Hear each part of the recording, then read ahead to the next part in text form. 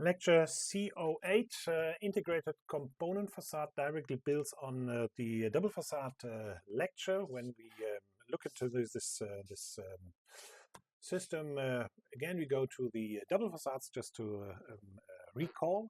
There's an outer layer, single glass, then there's an inner area of a cavity which contains all the light louvers as a system. Then there's an inner layer of a double glazed unit. Then there's an inner glare protection, which is named G in this sample.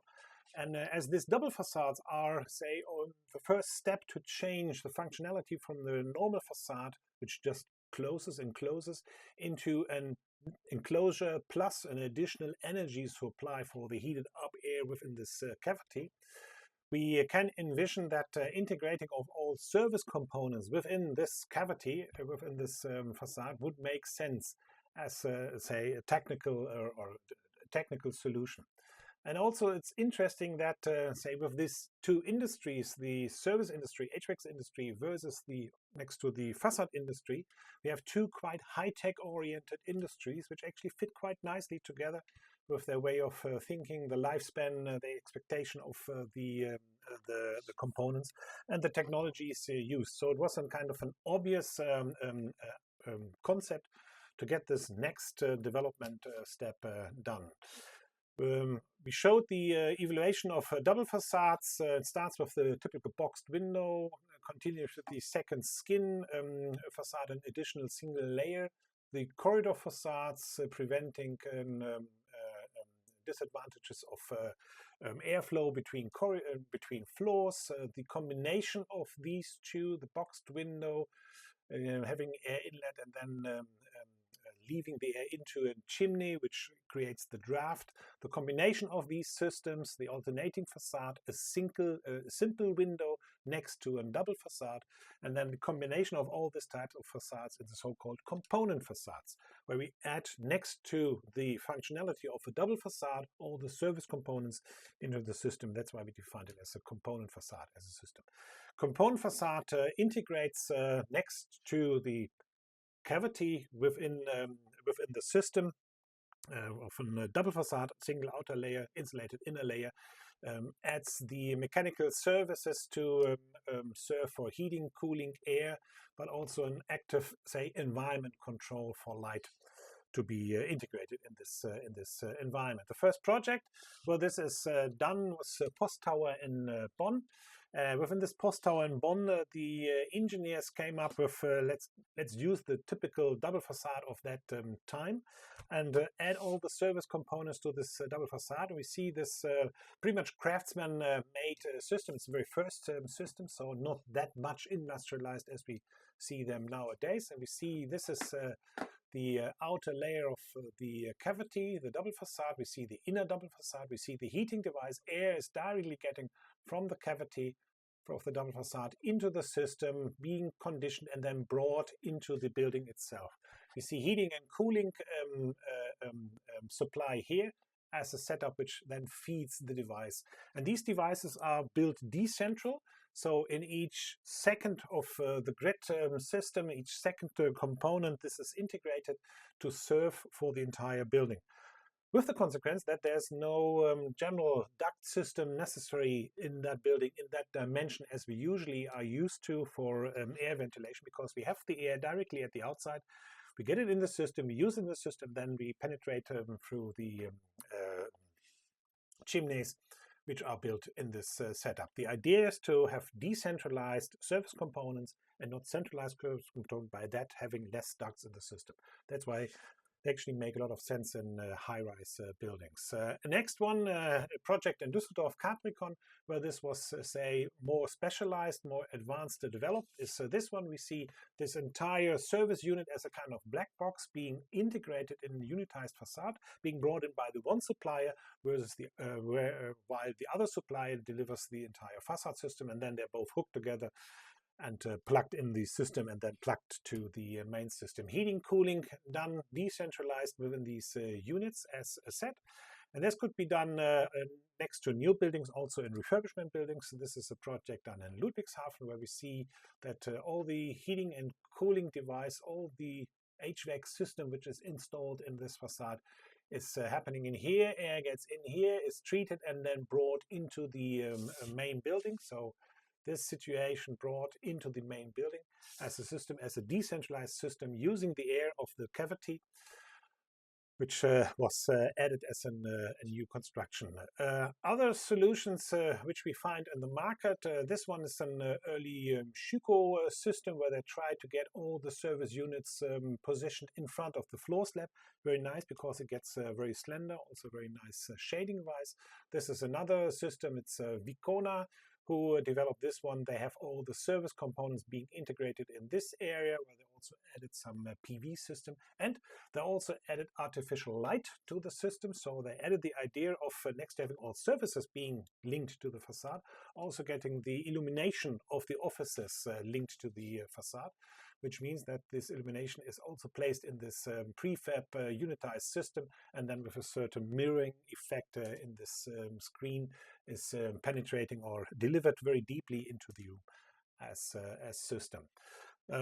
What we learned with all these systems is that you need to make an early decision. This early decision delivered the difficulty that architects, engineers, not entirely being aware of the technology, do not see the opportunity to use it. So a colleague of mine, Tilman Klein, came to the conclusion we need to identify a systematic which is an open system, which sees the stick system or the unitized system as a carrier for whatever you'd like to close it, as in the same way as the say energy supply could be seen as a carrier for whatever is needed. So he ended up in designing this so-called Next facade, Next active facade, as an open system where you can come with various solutions or various say requests which you can add in later in the design process, but also later in the building, in the construction site, or even if the building is already in operation, to add certain components in position. Nice concept to be seen. This is what we till now see as main buildings being built. Some very early adopters and some systems to be used in aluminium stick glass systems. When we see this as a technical opportunity, changing the building envelope to a service device and building envelope, we also can envision doing this in solid structures as well. And I'm very briefly browse through the solid structures where we see this happening. This is Design School Essen, a nice concrete project where they ended up with a problem not being interested by the architect into additional insulation because of the thickness of the structure, which brought them to the situation that Matthias Schuler from Transsolar suggested, instead of adding an insulation, why not heating up this entire concrete envelope with energy, with water, which is given for free from mining system below. The mining system below needs to pump heated water to keep the position of the ground water level constant for free forever.